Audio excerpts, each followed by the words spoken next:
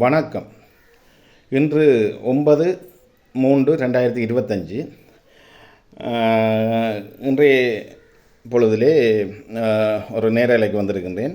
அதாவது நேரலைக்கு வந்த நோக்கம் என்னென்னா, புனர்வாழ்வு அளிக்கப்பட்ட தமிழ் விடுதலை புலி கட்சியின் செயலாளர் நாயகம் கந்தசாமி இன்பராச ஆகிய நான் நேரலைக்கு வந்த நோக்கம் என்னவென்றால், அதாவது தற்போது நேற்றைய தினம் பாராளுமன்றத்திலே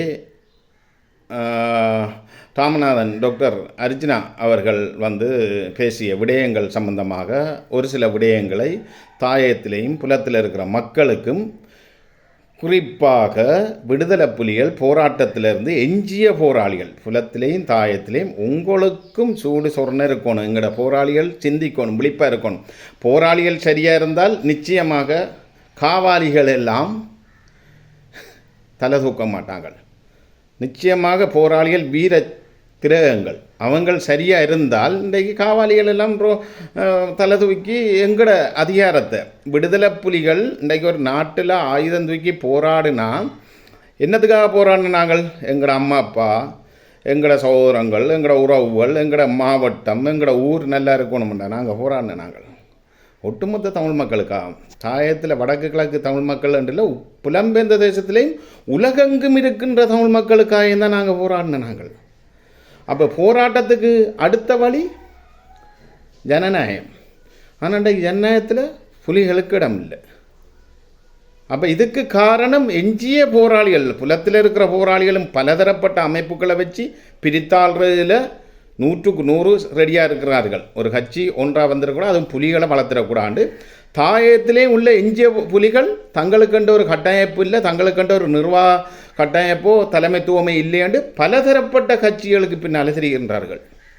இதுக்கெல்லாம் காரணம் எங்களோட போராளிகள் சரியாக இருந்தால் இந்த காவாலிகள் தலை தூக்க மாட்டார்கள் என்று சொல்லிக்கொண்டு, உண்மையிலே அண்மையிலே நேற்று தினம் பாராளுமன்றத்திலே டாக்டர் ராமநாதன் அர்ஜுனா அவர்கள் பேசிய விடயத்தை மக்கள் பாருங்கள், மக்கள் பார்க்கணும், மக்கள் விழிப்புணர்வாக இருக்கணும். தாயத்திலையும் புலத்திலையும் அர்ஜுனாவுக்கு சம்பு தூக்குற மக்களும் இதை கேட்கணும் கட்டாயம். வெயிட் கொஞ்சம் வெயிட் பண்ணுங்க. காட்சி 8வது மாதம் அல்லது 9வது மாதம் நான் இந்த பாராளுமன்றத்திலிருந்து விலகி ஒரு பெண்ணுக்கு அந்த பாராளுமன்ற பதவியை கொடுக்கிறேன். எங்களுடைய பாராளுமன்றத்திலே இன்றைய தினம் ஹரணி அமரசூரிய அவர்களுடைய பேச்சிலே நான் பார்த்தேன். அது எனது கட்சி 8வது மாதம் அல்லது 9வது மாதம் நான் இந்த பாராளுமன்றத்திலிருந்து விலகி ஒரு பெண்ணுக்கு அந்த பாராளுமன்ற பதவியை கொடுக்கிறேன். எங்களுடைய ஒன்று விளங்கிக் கொள்ளுங்க மக்களே, அன்பார்ந்த புலம்பெயர்ந்த மக்களே, நீங்கள் ஒன்றை விளங்கிக் கொள்ளணும், தெளிவாக விளங்கிக் கொள்ளணும். நீங்கள் வேற வளர்க்குறது ஒரு அவர் அண்ணன் ரவுராம் காவல்துறையில் இருந்தவன், அவர் அண்ணன் அவர் கொஞ்சம் பேர் ஆக்களை வச்சு வளர்த்து கொண்டு இருக்கிறார். ஆனால் அதுக்காக எல்லாரும் வளர்க்கலை. புலம்பெயர்ந்த தேசத்தில் உள்ள உதவி செய்கிறவங்க எல்லாரும் எனக்கு நிறைய பேர் எடுத்து சொன்னால் அவனுக்கு பைத்தியம் தான். ஆனால் நிச்சயமாக எங்களோட தாயத்திலையும் புலம்பெயர்ந்த மக்களும் குறிப்பாக போராளிகள் சிந்திக்கணும். இன்றைக்கு இன்றைக்கு பார்லமெண்ட் அனுப்புனது எங்களோட மக்கள், ஜாழ் மாவட்ட மக்கள் அனுப்புனது.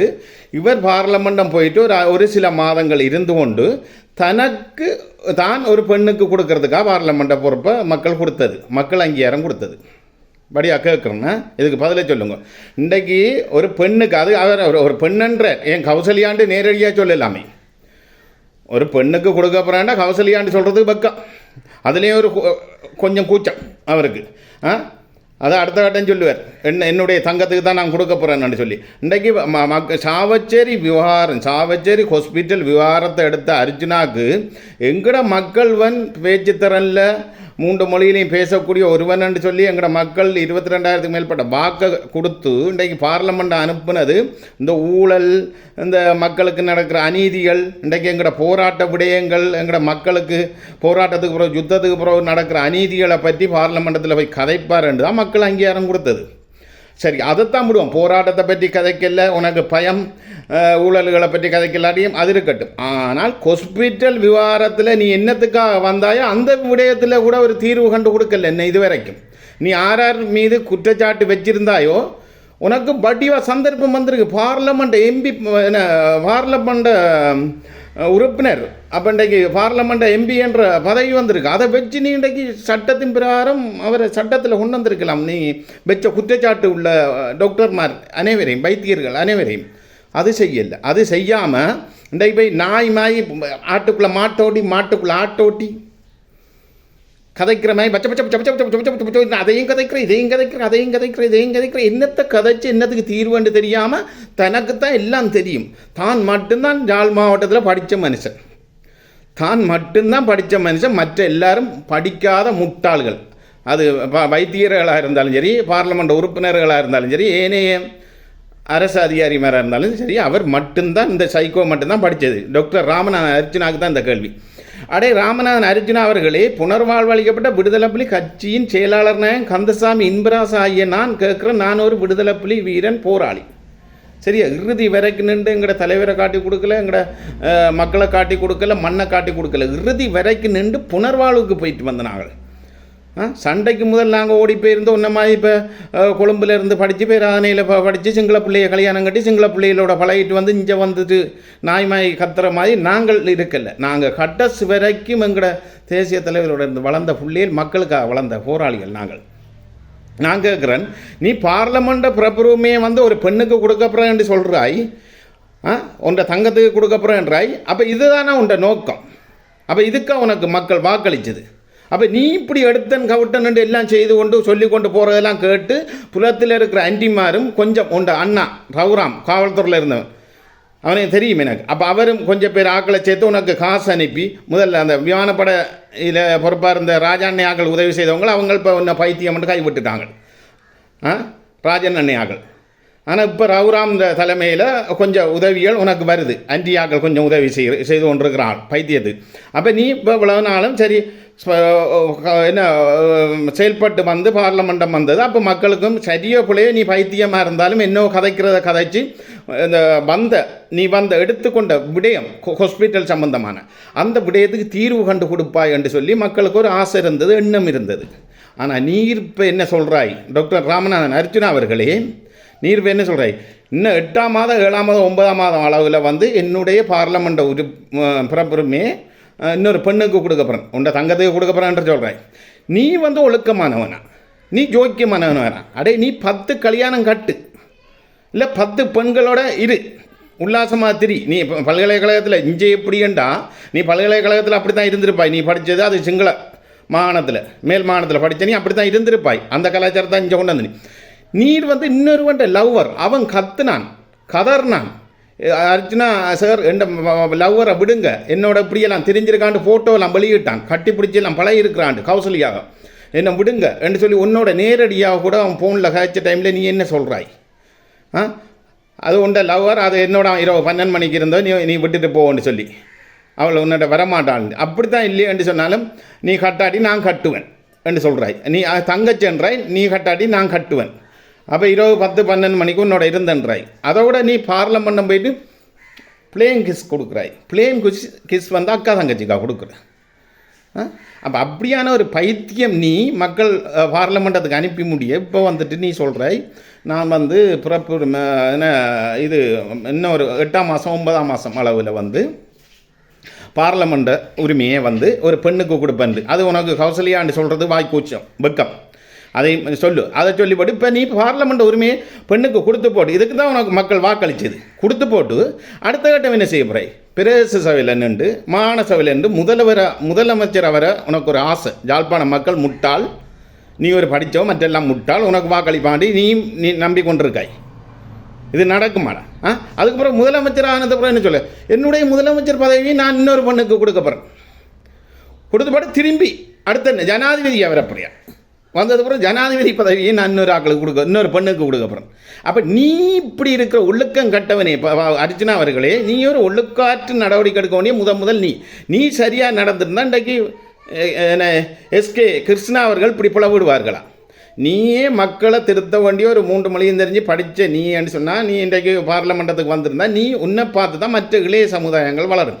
அப்போ நீ சரியாக இருந்திருந்தால் இன்றைக்கு இப்போ டியூட்டிப்பாளர்கள் இந்த வீடு வழியை போய் 12 மணிக்கெல்லாம் போய் கதைச்சி லொல்லு விட்டு போதை பாவிச்சு தான் போகிறாங்களா? அவங்க நிதானத்தோடு போய் கிருஷ்ணாலாம் கதைக்கல பாருங்கள், அந்த பெரி தனம்.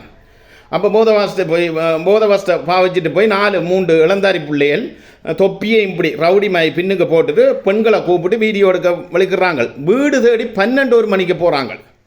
அப்போ இதுக்கெல்லாம் காரணம் அர்ஜுனா தான் காரணம். அர்ஜுனா விட்ட பிள்ளைகள். நீங்கள் பார்லமெண்ட் உறுப்பினர் சரியாக இருந்தால் தானே உனக்கு கீழே இருக்கிற சமுதாயம் இளைஞர்கள் யுவதிகள் சரியாக இருப்பாங்க, தட்டி கேட்கலாம். அதை விட்டுட்டு அவன் இன்றைக்கு 12 மணிக்கு போய் கேட்டதாமன்னு சொல்லிவிட்டு அவன் என்றாலும் ஓரளவு பரவாயில்ல.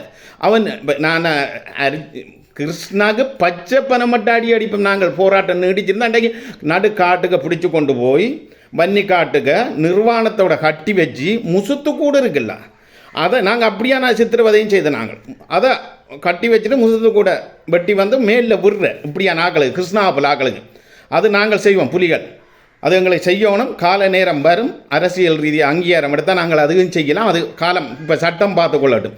ஆனால் கிருஷ்ணாவுக்கு கதைக்கக்கூடிய அருகதை பார்லமெண்டத்தில் அர்ஜுனாக்கு இல்லை.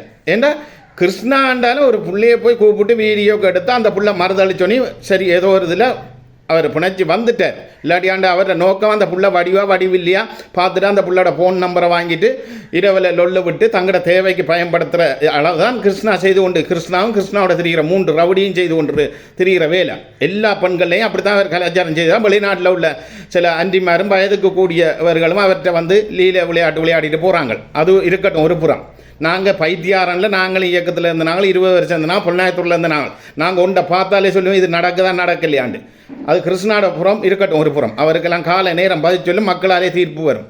ஆனால் கிருஷ்ணாவை பற்றி கதைக்கிறதுக்கு எந்த விதமான அருகதையும் அர்ஜுனாவுக்கு இல்லை பார்லமெண்டத்தில். ஏன்னா அர்ஜுனா இன்னொரு லவர் தானே வைவோஸாக எடுத்து வச்சுருக்கான் கௌசல்யா.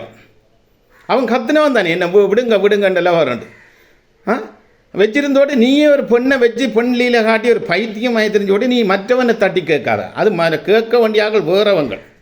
நீ கதைக்க இயலாது. நீ இறைச்சி சாப்பிடு, எலும்பை கட்டி தெரியாது. உனக்கு எத்தனை பெண்களோ எத்தனை பேர் உனக்கு வசப்படுறாங்களோ நீ கொண்டு செய். ஆனால் மக்கள் மத்தியில் சமுதாயத்துக்கு மத்தியில் அதை காட்டி சமுதாய சீர்கேட்டுக்கு கொண்டு வந்தது நீ முதல் என்று சொல்லிக்கொண்டு பார்லமெண்ட் மக்களே புலத்திலையும் தாயத்திலையும் அது புலிகள் விழிப்பாக இருக்கணும், போராளிகள் நீங்கள் விழிப்பாக இருக்கணும். இந்த முறை அர்ஜுனாவுக்கு வாக்களிக்கிற சிந்திச்சு வாக்களிங்க. என்ன காரணம்னா யாராக இருந்தாலும் தமிழனுக்கு வாக்களிக்கணும் நிச்சயமாக. ஆனால் அர்ஜுனா போன்றவருக்கு வாக்களித்தார். இந்த முறை பார்லமெண்ட் புறப்புரிமையே அவர லீல அடுத்த வெளிப்படையாக சொல்லப்போனால் சின்ன வீடுன்னு தான் சொல்லணும். வெளிப்படையாக சொல்லப்போனா கௌசல்யான்னு சொல்லி கொண்டு திரிகிறவர்களுக்கு கொடுக்கப்படுறார் பார்லமெண்ட் புறப்புரிமை. ஏன்னா அப்போ அவருக்கு வெள்ளையில்லாத தானே, மக்கள் வாக்களிக்காத தானே. அப்போ இவர் எடுத்தெடுத்து கொடுக்குறான் பேல ஒவ்வொரு பெண்களுக்கும். கௌசல்யாவுக்கு கொடுக்கப்படுறார் பார்லமெண்ட் உரிமையை. அடுத்த இவர் மாகாண சபைக்கு இறங்கிட்டு இப்போ பிரதேச சபைக்கு கொஞ்சம் பேர் வெளிநாட்டிலேருந்து அவர் அண்ணனாக்கள் ரவுராமாக்கள் காசு அனுப்ப அதில் கொஞ்சம் இடங்களை பிடிச்சிட்டு அதில் கொஞ்சம் பொம்பளை பிள்ளைகளை அழகு பார்த்து வடிவை பார்த்து தனக்கேற்ற மாதிரி வேலைகளுக்கு ஆக்களை வச்சு லீலை காட்டி கொண்டு வச்சு பேசினெல்லாம் வச்சுருந்தோடு அப்புறம் மாநசபையில் இடத்தை பிடிச்சி வாக்கில் கூட வந்து முதலமைச்சர் பதவி ஒன்று எடுக்கிற பிளான் அவருக்கு இருக்குது. முதலமைச்சர் பதவி எடுத்தால் இப்போ ஒரு பெண்ணோட திரிகிறவன் ஒரு பெண் வெளியில், ஆனால் பல பெண் எத்தனை ரீதியாக வச்சிருக்கிறாரு எத்தனை பெண்களை வச்சுருந்தாரே தெரியாது. ஆனால் அதுக்கப்புறம் என்ன செய்வார், ஒரு 6 மாதம் முதலமைச்சர் பதவியாக இருந்தது பிறகு நான் முதலமைச்சர் பதவியை இன்னொரு பெண்ணுக்கு கொடுக்க போகிறேன் என்று சொல்லுவார் அர்ஜுனா. இதுதான் அவர்கிட்ட திட்டம். அப்போ அவர்கிட்ட நோக்கம் பதவி எடுத்து கொடுக்குற நோக்கம். ஆனால் பதவி எடுத்து சாதிக்கிற நோக்கம் இல்லை. பதவி எடுத்து இந்த பதவியால் மக்களுக்கு ஒரு தீர்வு எடுத்து கொடுக்குற நோக்கம் இல்லை. வாக்களித்த மக்களுக்கு ஒரு என்ன செய்யணுமன்ற நோக்கம் இல்லை. இவர் பதவி எடுத்து பெண்களுக்கு கொடுக்குற. உனக்கு என்ன அருகதடா இருக்குது அர்ஜுனான்றவனே? கௌசல்யாவுக்கு பதவி கொடுக்குறதுக்கு உனக்கு என்னடா அருகதை இருக்குது? எந்த பெண்ணுக்கு கொடுக்க போகிறாய் நீ? பார்ப்போம் யாருக்கு கொடுக்க போகிறாய்? அம்மா சகோதரங்களுக்கு கொடுக்க போறியா, இல்லை உன்னுடைய வைஃபுக்கு கொடுக்க போறியா? பெண்ணுக்கு யாருக்கு கொடுக்க போகிறாய்? உனக்கு என்ன அருகதை இருக்குது நீ கொடுக்குறதுக்கு? இதுக்கு தான் மக்கள் வாக்களிக்கிறோம். அன்பான மக்களே, யாழ் மாவட்ட மக்களே சிந்தியுங்கள்.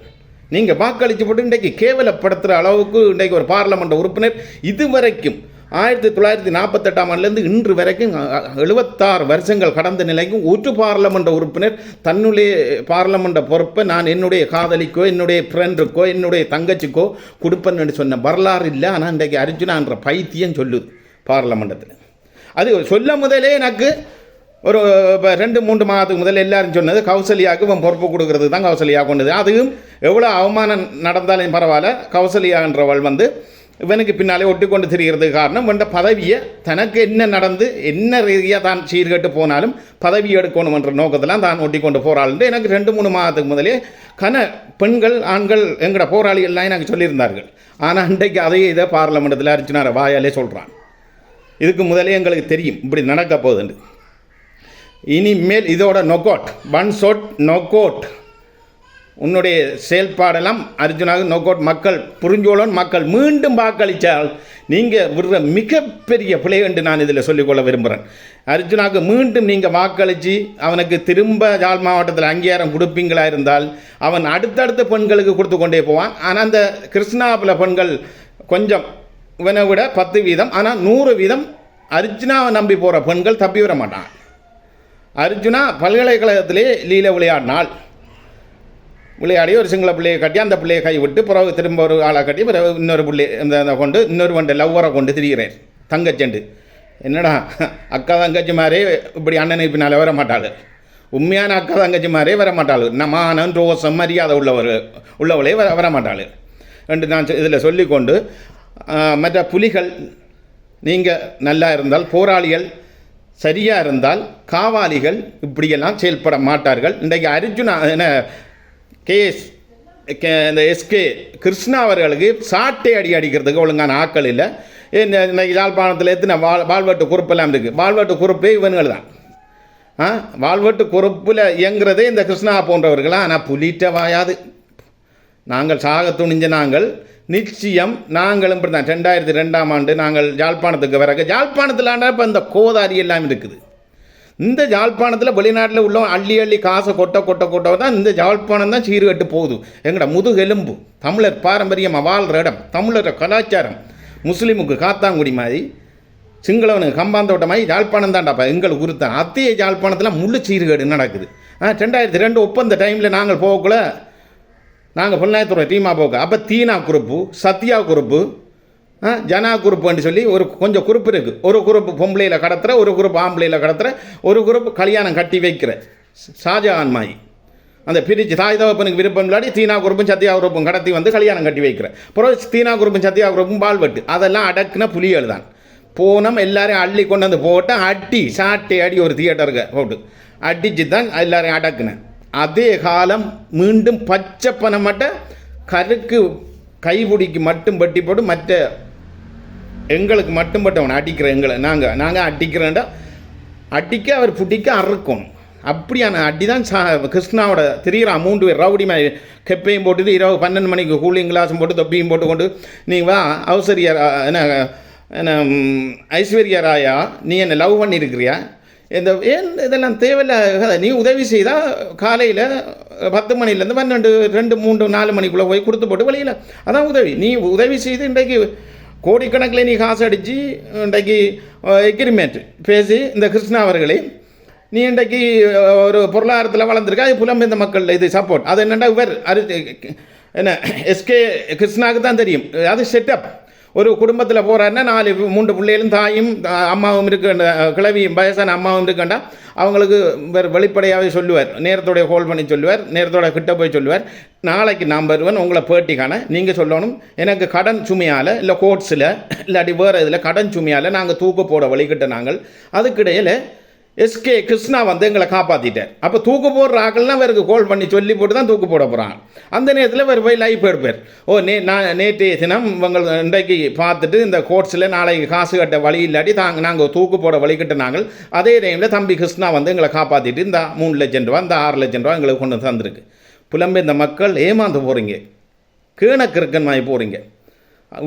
இவன்கள் செட்டப் தங்களோட யூடியூப்புக்காயும் இதுக்காயும் என்ன தூக்கு போடுற ஆக்கள் இவருக்கு மட்டும் தொடர்பு எடுக்கிற நாங்கள் சாப்பிட்றோம் சொல்கிறதா இப்படி சொல்லி இவர் சொல்லித்தான் அதை அந்த கதையை கதைச்சு வீடியோ எடுத்து அனுப்புகிறார்ன்றதை நான் சொல்லிக்கொண்டு மீண்டும் ஒரு நேரலையில் வருகிறேன். இந்த பதிவு முக்கியமாக பைத்தியம் டாக்டர் ராமநாதன் அர்ஜுனா அவர்களுக்கு தான் இந்த நேரலை என்ன புனர்வாழ்வளிக்கப்பட்ட தமிழ் விடுதலை புலி கட்சி செயலாளர் நாயகம் கந்தசாமி இன்பராசா ஐயா நான் விட்டுருக்கேன். என்ன காரணம்னா அவர் இன்னொரு 8ஆம் மாதம் 9ஆம் மாதங்களில் தன்னுடைய பார்லமெண்ட புறப்புரிமையை ஒரு பெண்ணுக்கு கொடுக்க போகிறாராம்.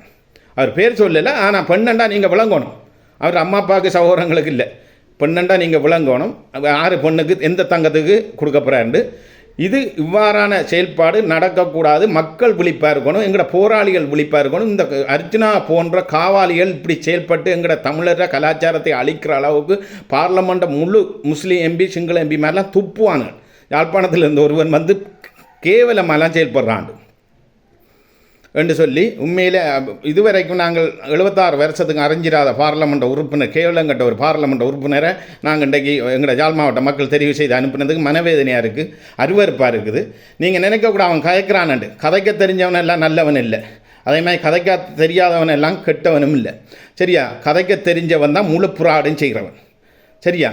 படித்தவன்களை தான் கடும் புறாடு. எங்களோட பரம்பரை வரலாறு எடுத்து பார்த்தா அல்பர்ட் துரையப்பா தொடக்கம், நீலன் திருச்செல்வன், லக்ஷ்மண் கதிராமர், சம்பந்தர், சுமந்திரன், இந்த அடுத்த சாணக்கியம் வந்தது, இந்த அடுத்தது யாரு இந்த அர்ஜுனா, எல்லாம் பைத்தியம், படித்த முட்டாள்கள் பைத்தியம், எல்லாம் பஜ பஜ பஜன்னு கையப்பால் தங்கட காரியம் முடியும். தமிழ் மக்களுக்கு எதுவுமே நடந்ததில்லை.